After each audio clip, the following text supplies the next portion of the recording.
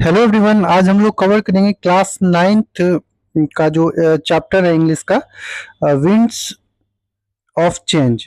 इसके जो रिवीजन है उसे हम लोग इस वीडियो में कवर करेंगे और इसके जो इम्पोर्टेंट 25 इम्पोर्टेंट पॉइंट्स है उसे मैंने कवर किया है। इसमें हम लोग इस चैप्टर के सारे इम्पोर्टेंट पॉइंट्स को कवर किया है, जिससे आप इस वीडियो में इजीली अंडरस्टैंडिंग बना सकते हैं। तो ये स्टोरी क्या बोल रहा है कि the story highlights traditional Indian craftships and rural livelihoods and focusing on the art of the making hands fan, जिसे पंखा बोला जाता है। तो ये हैंड्स फैन के बारे में मेनली बताया गया है और इसमें किस तरह से इसका यहाँ पे इस स्टोरी में इसको बताया गया है, इसकी अंडरस्टैंडिंग बनाई गई है।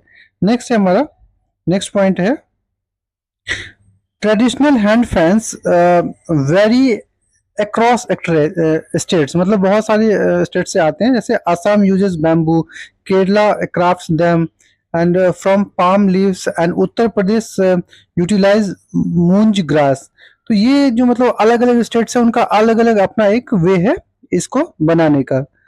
Next, the craft represent the centuries of the cultural heritage pass down through the generation of the rural artisans. ये जो क्राफ्ट है ये दिखा रहा है कि किस तरह से जनरेशन बाय जनरेशन जो है उन चीज़ों को चलाया जा रहा है, जनरेशन बाय जनरेशन उन चीज़ों को कवर करवाया जा रहा है। जैसे कि मतलब ये हेरिटेज है एक तरह से, जो मतलब एक के बाद एक जनरेशन में आती जा रही है और लोग बनाते जा रहे हैं।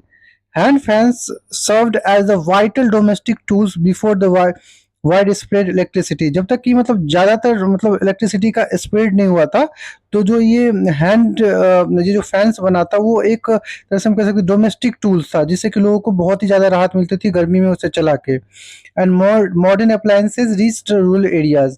और मतलब रूरल एरिया में तो बहुत, जब इलेक्ट्रिसिटी की बहुत ज़्यादा रिक्वायरमेंट थी तो वहाँ पे बहुत कम रेयरली आता था इलेक्ट्रिसिटी। तो उस टाइम ये हैंड फैन जो है रूरल एरिया में ऑलमोस्ट हर घर में एक एक दो दो चार चार मिल जाता था। नेक्स्ट है हमारा पॉइंट कैरेक्टर्स एंड कॉन्फ्लिक्ट्स। तो इसका मेन मोटिव क्या होता है कि the narrative revolves the around the rural artisans. Narrative जो है रूरल आर्टिसियंस के बारे में बताते हैं कि whose tradition crafts face the extinct due to the industrialisation. Industrialisation के वजह से उनका जो ये जो क्राफ्ट्स है वो क्या हो रहा है, एक्सटिंक्ट होता जा रहा है, मतलब विलुप्त होता जा रहा है, मतलब अब दिखाई नहीं दे रहा है उन चीज़ों के बारे में। तो हाँ, local craft person face severe financial hardship. अब जो लोकल जो क्राफ्ट पर्सन है उनको बहुत बहुत ज़्यादा फाइनेंशियल प्रॉब्लम्स आ रही है, as machine made products flood the markets at a cheaper prices. क्यों? इसका पीछे रीजन ये है कि मतलब मशीन से जो बनाई जाती है, जो ये जो पंखे बनाए जा रहे हैं वो चीपर रेट पे, मतलब बहुत सस्ते रेट पे बेचे जा रहे हैं, जिससे कि उन लोगों को जो है फाइनेंशियल प्रॉब्लम फेस करना पड़ता है। Younger generation in the village feel discouraged. अब जो अपकमिंग जनरेशन है उनको डिस्करेजमेंट हो रहा है, मतलब उनको कोई एक्साइटमेंट नहीं मिल रहा है उनके अपने काम में, from continuing ancestrals occupation due to the low earnings. अब वो जो अपने एंस्ट्रल ऑक्यूपेशन है, मतलब क्या, मतलब जो उनके जो पूर्वजों का जो ये ऑक्यूपेशन था उसमें क्या देख रहे हैं कि वो अर्निंग का जो प्रोसेस है वो लो देख रहे हैं, तो इसलिए वो अपने आप को क्या करें, डिस्करेज फील कर पा रहे हैं। The main characters experience a deep emotion connections to their the despite economic insecurity। जो उनका मेन कैरेक्टर्स है वो इस तरह से एक्सपीरियंस कर रहा है कि जो उनका जो मतलब अंदर से जो मतलब एक बात आती है जिससे कि वो अच्छे से कर पाए, तो वो नहीं कर पा रहे हैं, क्योंकि वो अपने आर्टिस्ट जो उसका जो आर्ट है उससे क्या होता है, अपने इस इकोनॉमी में इनसिक्योरिटी फील कर रहे हैं, कि उनको ऐसा नहीं लग रहा है कि वो अपने काम को लेके कीप अप रखेंगे, उनको बहुत ज़्यादा प्रॉब्लम फेस करना पड़ रहा है। अब इसका इम्पैक्ट ऑफ द मॉडर्नाइजेशन। अब ये मॉडर्नाइजेशन का जो इम्पैक्ट क्या हो रहा है, the advent electric fans, air coolers, modern plastic goods drastically reduced the demand for the hand woven fans. अब जिस तरह से fans, air coolers, modern plastic goods और जो ये जो कूलर्स आ रहे हैं, इससे क्या हो रहा है कि मतलब जो हैंड वूवन, जो हैंड से बना हुआ जो फैंस है उसका जो है मतलब डिमांड जो है बहुत ज़्यादा घट रहा है, रिड्यूस किया जा रहा है इसमें। तो इससे उनको प्रॉब्लम आ रही है कि उनका जो अर्निंग ऑफ सोर्स है वो घटता जा रहा है। Industrial mass production marginalised hand made items replacing natural. Eco friendly materials with synthetic and ones. तो इस तरह से उनका जो चलता आ रहा था उन चीज़ों को वो हटा के वो क्या कर रहे हैं, जो मशीन से जो बना हुआ है उन चीज़ों को लोग यूज कर रहे हैं, और जिससे कि उनकी जो अर्निंग है उसमें लगातार गिरावट मिलती जा रही है, जिससे कि वो लोग परेशान है और वो अपने जो एंसेस्टर्स ऑक्यूपेशन है, जो अपने पूर्वजों का ऑक्यूपेशन है, उसमें गिरावट देख रहे हैं। Artisan struggle with loss of the identity. Artisan struggle कर रहे, संघर्ष कर रहे हैं, अपनी लॉस, अपनी जो आइडेंटिटी है उसको वो लॉस कर रहे हैं। एंड सोशल रिस्पेक्ट, और उनका जो समाज का रिस्पेक्ट है वो भी, उसमें भी वो लैक फील कर रहे हैं। alongside their direct financial losses. और एक तरह से जो मतलब क्या हो रहा है, जो उनका जो डायरेक्ट फाइनेंशियल तो लॉस हो ही रहा है, क्योंकि जब उनके पंखे बिकेंगे ही नहीं मार्केट में, तो उनका जो इकोनॉमिक है वो ऑलरेडी डाउन होता जाएगा, तो उनके जो वर्क में भी गिरावट मिल रहा है। The shift demonstrates how rapid technological changes affect traditional art from the rural livelihoods। तो इस तरह से जो ये जो बता रही है कि ये जो रैपिड चेंज हो रहा है, रैपिड टेक्नोलॉजी जो चेंज हो रहा है, वो किस तरह से ट्रेडिशनल आर्ट को अफेक्ट कर रहे हैं, जो रूरल लाइवलीहुड में रहते हैं उनके कामों को किस तरह से अफेक्ट कर रही है, इन चीज़ों के बारे में बताया जा रहा है। नेक्स्ट पॉइंट है हमारा एफर्ट्स टुवर्ड्स रिवाइवल। मतलब अब इसके तरफ एफर्ट क्या क्या दिया जा सकता है, इसका पॉइंट है awareness is growing regarding the environmental. तो अवेयरनेस क्या हो रहा है, ग्रो हो रहा है इन्वायरमेंटल के रिगार्डिंग में। That aesthetic value of the natural indigenous handcraft. मतलब जो नेचुरल इंडिजिनियस हैंडक्राफ्ट है उसके बारे में, उसकी वैल्यू और उसके नेचुरल जो इम्पैक्ट है उसके बारे में बताया जा रहा है। Artisans adapt from the showcasing their traditional creation at the craft fairs, exhibitions and cultural exposes. अब क्या होता है, जो आर्टिसियन क्या कर रहे हैं, जो मतलब जहाँ जहाँ पे मतलब जैसे क्राफ्ट फेयर लग रहा है या एग्जीबिशन लग रहा है या कल्चरल एक्सपोज होता है, वहाँ पे जाके वो दिखाते हैं इन चीज़ों को कि मतलब इसका क्या फ़ायदा है और किस तरह से ये अट्रैक्टिव और किस तरह से नेचर इको फ्रेंडली है इन चीज़ों में।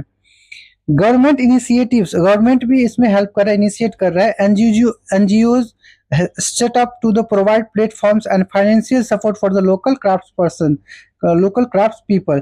तो एनजीओ और गवर्नमेंट भी इनिशिएट कर रही है कि एनजीओ के अकॉर्डिंग उनको इसमें एक सेटअप कर रही है प्लेटफॉर्म, जहाँ पे उन लोगों को सपोर्ट मिले और वो लोग अपनी लाइफ में ग्रो करे। The story underscores the role of innovation. तो इस तरह से इस स्टोरी में इनोवेशन के बारे में बताया गया है। Adapting traditional designs into the modern decor items to the attract new buyers. मतलब इसमें क्या हो रहा है कि न्यू जो मतलब मॉडर्न उसमें डिजाइन दिखाया जा रहा है, जिससे कि वो अट्रैक्ट करे बायर्स को। तो इस तरह से उसमें वो अपना इम्प्रूवमेंट ला रहे हैं और इन चीज़ों को बता रहे हैं, जिससे कि बायर्स अट्रैक्ट हो उनके तरफ। नेक्स्ट है हमारा की themes and the core message. इसका की थीम्स और कोर मैसेज क्या है, प्रिजर्वेशन ऑफ हेरिटेज। मतलब हमें हेरिटेज की क्या करना चाहिए, प्रिजर्व करना चाहिए, बचाना चाहिए। Traditional crafts reflect rich cultural history and the distinct local identity of the region. जो ट्रेडिशनल क्राफ्ट है वो क्या है, एक इंडिया की बहुत बड़ी रिच कल्चर है और वो बहुत लंबे समय से आती जा रही है। जो लोकल आइडेंटिटी, जो लोकल जिनकी, जो लोकल रीजन के जो लोग हैं उनकी वो पहचान है। सस्टेनेबिलिटी, इसमें क्या है कि hand woven crafts made from the nature fibres. ये क्या है, नेचर फाइबर से बने होते हैं। फाइबर्स लाइक ग्रास से बना है, बैम्बू से बना है, पाम लीव से है। और इको फ्रेंडली एंड सस्टेनेबल, ये क्या है, इको फ्रेंडली है और सस्टेनेबल है। तो ये बहुत ही इंपॉर्टेंट पॉइंट है। नेक्स्ट है हमारा डिग्निटी ऑफ लेबर। लेबर का जो इससे डिग्निटी जुड़ा हुआ है, भाग्य जुड़ा है। The story emphasises that respect for the hard work. हमें मतलब हमें हार्ड वर्क को भी इसमें मतलब रिस्पेक्ट के वे में देखना चाहिए। Skills and creativity for the rural artisans. जो रूरल आर्टिसियंस है उनकी क्रिएटिविटी, उनके हार्डवर्क और उनके स्किल्स को रिस्पेक्ट करना चाहिए। Next adaptability. अब एडेप्टेबिलिटी क्या है, embracing the change while the preserving the essential traditional values is necessary to the economic survival. तो उनको इन चीज़ों में क्या चाहिए कि मतलब उनके काम को जो वैल्यू और ये जो दिया जा रहा है उसे कि उनकी जो इकोनॉमिकल जो है ग्रोथ हो, लोगों को वो डिज़ाइन पसंद पड़े और वो एक तरह से अपना एक एस्टैब्लिशमेंट कर पाए अच्छे से और अपना इकोनॉमिकल ठीक से इकोनॉमी को सुधार सके। नेक्स्ट है the title word of the change symbolise both physical cooling breeze and hand fan to transformation in the societal attitudes. तो इस तरह से जो क्या है कि इन चीज़ों में बताया जा रहा है कि उसका क्या रोल है और मतलब वो किस तरह से जो ये जो कूलिंग ब्रिज है और जो हैंड फैन है उस इन दोनों का क्या क्या सोसाइटी में किस तरह से चेंजेस ला रही है। तो ये सारी पॉइंट आपके लिए बहुत ही इंपॉर्टेंट है एंड ये 25 इंपॉर्टेंट्स कवर करने के बाद आपका ऑलमोस्ट सारे ही जो पॉइंट्स है वो कवर हो जाएगा, आपका सारा डाउट क्लियर हो जाएगा। नेक्स्ट है it highlights the importance of balancing technology. तो टेक्नोलॉजी के बैलेंसिंग में ये बहुत ही ज़्यादा इंपॉर्टेंट रोल फुलफिल करता है। Advancement with the protection of traditional art forms, और सबसे ज़्यादा जो ट्रेडिशनल आर्ट फॉर्म है उसको प्रोटेक्ट करने के लिए उसमें ये बहुत ज़्यादा हेल्पफुल है। Next consumer responsibility is essential. जो कंज्यूमर का रिस्पॉन्सिबिलिटी है बहुत इंपॉर्टेंट है। चूजिंग हैंडमेड आइटम्स डायरेक्टली, क्योंकि जब तक वो खरीदेंगे नहीं, जब तक वो बाय नहीं करेंगे तो वो कैसे ग्रोथ कर पाएंगे। Empowers and sustains rural communities, और इस तरह से उनको खरीदना चाहिए और रूरल कम्युनिटी को हेल्प करना चाहिए, एक तरह से सस्टेन करना चाहिए। Next art is presented not merely as commercial commodity. जो आर्ट है वो सिर्फ कमर्शियल कमोडिटी के नहीं है, but as living bridge connecting the past with the future. ये एक ऐसा लिविंग ब्रिज है जो पास्ट से जो चलता आ रहा है उसे फ्यूचर से कनेक्ट कर सकता है। Next and last point, the chapter serves a call. इस चैप्टर में ये बताया जाता है, ये कॉल होता है कि action for youth to value support preserve and indigenous culture practice. तो इस तरह से क्या करना चाहिए, जो यूथ है उनको सपोर्ट करना चाहिए, उनको जो है क्या करना चाहिए, जो हैंडक्राफ्ट का सपोर्ट करना चाहिए और इन चीज़ों को आगे बढ़ाना चाहिए, जिससे कि उनका जो हेरिटेज है उसको बचाया जा सकता है, उनको प्रिजर्व करके रखा जा सके। तो इस तरह से हमने इस चैप्टर को कवर कर लिया। मिलते हैं एक नेक्स्ट वीडियो में न्यू चैप्टर्स के साथ।